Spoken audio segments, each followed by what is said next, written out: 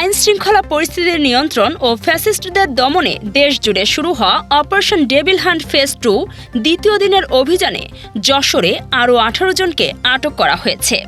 এ নিয়ে গত 2 দিনে যশোরের বিভিন্ন উপজেলায় অভিযান চালিয়ে 37 জনকে আটক করা হলো। তাদের মধ্যে রয়েছেন আওয়ামী লীগ নেতা, শ্রমিক লীগ, ছাত্রলীগ, স্বেচ্ছাসেবক লীগ, জনপ্রতিনিধি থেকে শুরু করে অঙ্গ সংগঠনের নেতৃবৃন্দ। পুলিশ সূত্র জানায়, সোমবার 19 জন ও মঙ্গলবার রাতে আরও 18 জন নেতাকর্মীকে আটক করা হয়েছে। মঙ্গলবার আটক হওয়াদের মধ্যে ডিবি আটক করেছে 5 জনকে। তারা হলেন যশোর সদর উপজেলার বেকুটিয়া গ্রামের বাসিন্দা ও 9 নম্বর আরবপুর ইউনিয়ন আওয়ামী লীগের সাবেক সাধারণ সম্পাদক মিজানুর রহমান মুকুল, যশোর সদর উপজেলা যুবলীগের কার্যনির্বাহী সদস্য পাকদিয়া গ্রামের হোসেন আলী, চাষরা রায়পাড়ার বাসিন্দা ও 6 নম্বর ওয়ার্ড যুবলীগের সাবেক যুগ্ম আহ্বায়ক মফিজুর রহমান।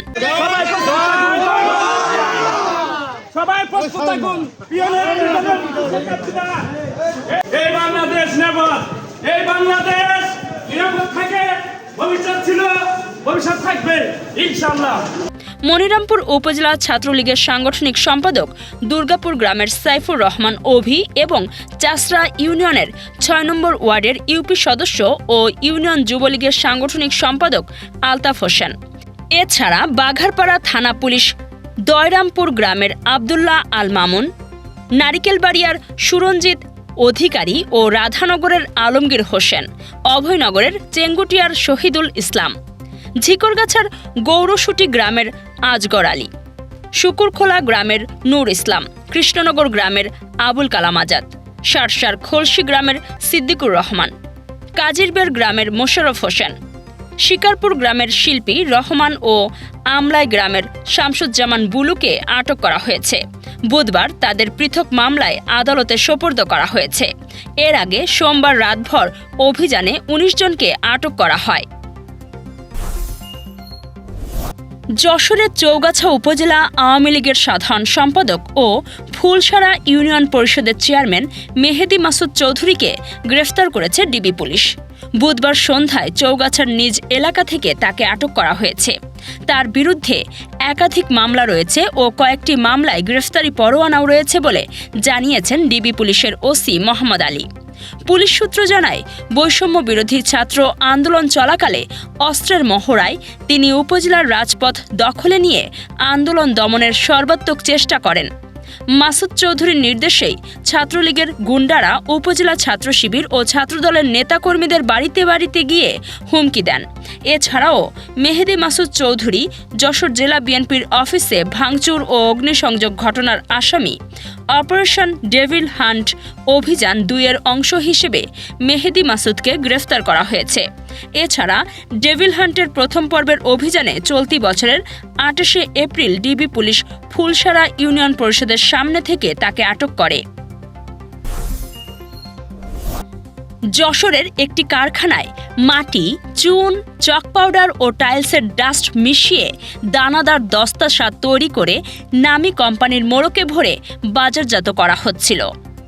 প্রায় 9 মাস ধরে চলছিল এই কারবার। শেষমেশ বুধবার সদর উপজেলার নরেন্দ্রপুর ইউনিয়নের খন্দকার পাড়ার ওই দস্তাসারের কারখানায় হানা দিয়েছে ভোক্তা অধিকার সংরক্ষণ অধিদপ্তরের সদস্যরা। সাথে ছিল উপজেলা কৃষি অফিস। বুধবার দুপুরে ভেজাল দস্তাসার কারখানায় অভিযান চালিয়ে তা বন্ধ করে দেয়া হয়েছে।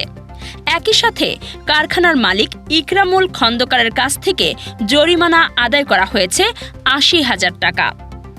ভোক্তা অধিকার যশোর কার্যালয়ের সহকারী পরিচালক মোহাম্মদ সেলিমুজ্জামানের নেতৃত্বে এ অভিযানটি পরিচালিত হয়। এ সময় উপজেলা কৃষি কর্মকর্তা রাজিয়া সুলতানা উপস্থিত ছিলেন। তিনি বলেন, অভিযানকালে প্রায় 4 লাখ টাকা মূল্যের কাঁচামাল ও ভেজাল সার জব্দ করে ঘটনাস্থলে ধ্বংস করা হয়। এছাড়া কারখানাটি সিলগালা করা হয়েছে। ভোক্তা অধিকার যশোর কার্যালয়ের সহকারী পরিচালক মোহাম্মদ সেলিমুজ্জামান জানিয়েছেন, কৃষকদের সঙ্গে প্রতারণা ও জনস্বার্থ বিরোধী এমন কর্মকাণ্ডের বিরুদ্ধে তাদের অভিযান অব্যাহত থাকবে। যশোর সদর উপজেলার কচুয়া নিমতলী এলাকায় জমিজমা সংক্রান্ত বিরোধের জেরে আপন 2 ভাইয়ের মধ্যে রক্তক্ষয়ী সংঘর্ষের ঘটনা ঘটেছে। ভাইয়ে ভাইয়ে মারামারির এই ঘটনায় উভয়ই দেশীয় অস্ত্রের আঘাতে গুরুতর আহত হয়ে বর্তমানে যশোর জেনারেল হাসপাতালে পাশাপাশি বেডে চিকিৎসাধীন রয়েছেন। বুধবার বিকেল 4:30টার দিকে নিজ বাড়িতে এ ঘটনা ঘটে। আহতরা হলেন কচুয়া নিমতলী এলাকার মৃত আব্দুল হাকিমের 2 ছেলে আব্দুস সামাদ ও মিজান।